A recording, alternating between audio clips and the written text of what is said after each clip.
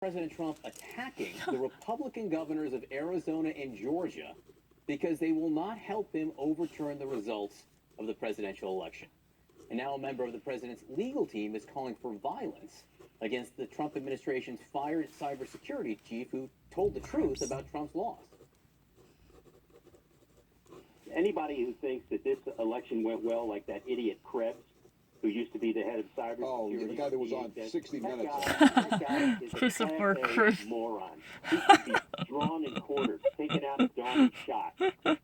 Taking on Taken out Donald of Donald Trump. Trump. That is a member of the president's legal team, Joe DeGenova, with Howie Carr on the radio, calling for murder right there.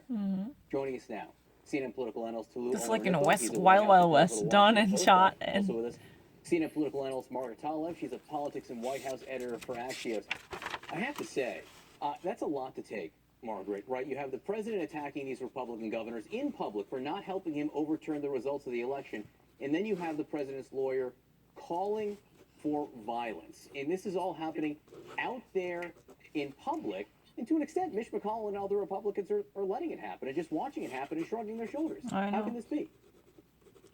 Yeah, well, good morning, John. I mean, obviously, comments like this are completely beyond the pale. It's unimaginable that people representing or speaking on any level for a sitting president would make these kind of remarks. And I think you're right that this is yet again another kind of stress test by the president on whether he'll get pushback from Republicans. It's part of his campaign to continue his own post-White House life. And the issue for Republicans, other than actual concern about public safety and the safety of some of these folks who are deeply, involved in governance efforts, is that these Republicans politically all have to get on with the rest of their lives. And so you're beginning to see, like, the governor of Arizona, the governor of Georgia say, like, whoa, like, okay, they've reached their limit when it comes to questioning the validity of their elections. You've begun to see Republicans in the Senate talk about what will be an appropriate way for President Trump, outgoing President Trump, to handle the inauguration and the transfer of power. And yet you just don't see the president sort of bounded from these kind of activities. This is who he is, and he's not going to change. Yeah, it's very interesting to watch Republicans now, after all of these years, when push comes to shove and they have the actual data and they have the actual results and they have the actual facts on their side, like Secretary of State Raffensperger, have to explain gently to President Trump what's going on. So here is Raffensperger explaining that somehow the president has also been misled. There are those who are exploiting the emotions of many Trump supporters with fantastic claims, half-truths, misinformation, and frankly, they are misleading the president as well, apparently. Isn't that interesting, Tulu? I mean, President Trump said on... So it's very interesting because president's legal team right now wants to shoot the messenger because they never liked this entity. Because it's really Donald Trump who significantly best two different governors from the Republican Party, one from Arizona and the other from Georgia, for not actually siding with them, or not actually, being part of this subversion. That's really the problem. And his legal team actually goes after the cybersecurity director who was fired from the post at the DHS, whose name is Christopher Krebs, or you can call him Chris Krebs. So even actually, this is really a call out for violence. Someone like him should be done and shot. This is a Wild Wild West type of death wishes, right? This is really by Joe DeGenova. This is a president's another personal lawyer who's been actually representing this legal case. So you actually see the Margaret Talev, who is a political analyst from CNN. She actually says that this is a really kind of unimaginable, beyond the pale situation because the tonality itself is literally outrageously intensified. But this also could be a stress test. Stress test means, how far you can go. How far you can actually sustain this type of pressure coming down on you. Because, President Donald Trump is really standing on the fringe right now.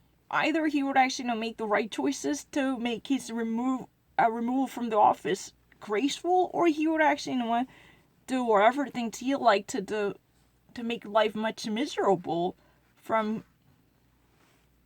the perspective of his fellow Republicans. How he would actually plan out his post-White House life in harmony with the rest of GOP members. These kind of questions are actually constantly pressing down on him. And many of Republicans are also feeling the burden too, because they could not make up their mind. That's the real reason why senators from the Republican Party they're remaining silent. Their reticent and taciturn silence reflects somewhat morally troublesome aspect of the Republican Party, because they would actually do whatever it takes to assuage this relatively popular president in their inner circle. They could not muster up their guts to go against this beloved president amongst the Republican voters or the conservative patriots, and that's a trouble.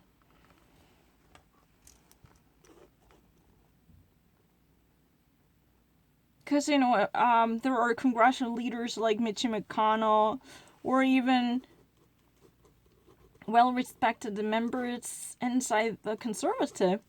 They would have never stand up against President Donald Trump to say you should never do that.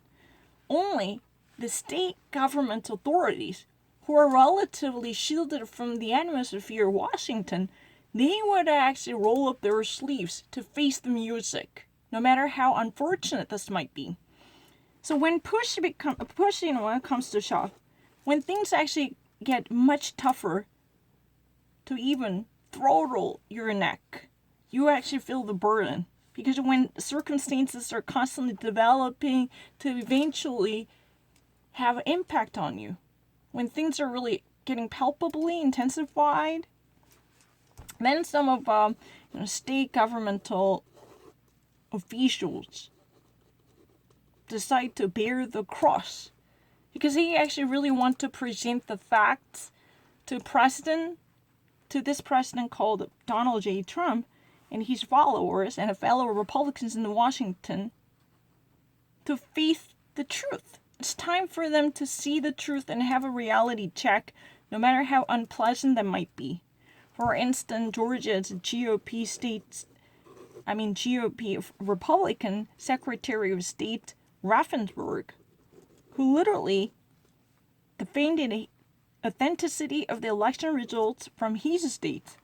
He said that no matter how uncomfortable these truths might be, it's time for President and his followers to accept them. It's time for them to put aside and grow out of their fantastic half of truth. And those, batters should have realized what they were doing. You should never egg on this fantastic half-baked truth that might not reflect the whole.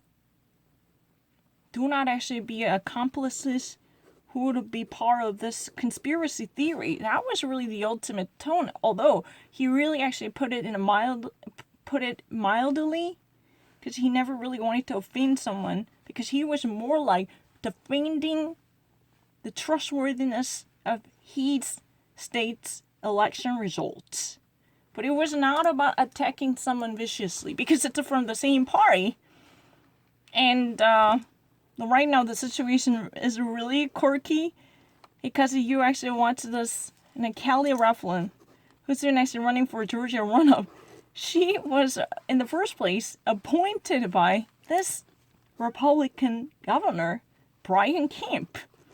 But now she is, right now what's so interesting is her Senate election is all about bashing Brian Kemp, and he's a Secretary of State, Raffensperger, saying that those two leaders are so corrupted they would never share the feelings with the President Donald Trump, because they have a zero interest in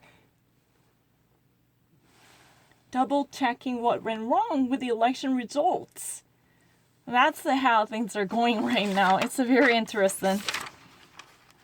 Here, if you ever want me to explain the expression, beyond the pale means something, to the degree of, completely unimaginable or shocking and horrendous.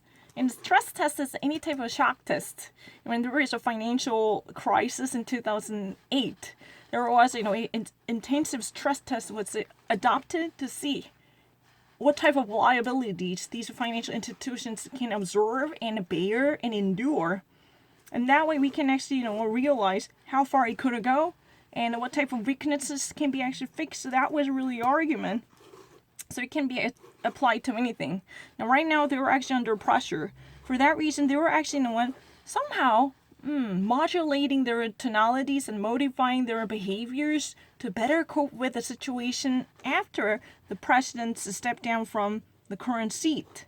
That's what matters most from the Republican Party, because those members are going to be the opposite party lawmakers, and the president will return to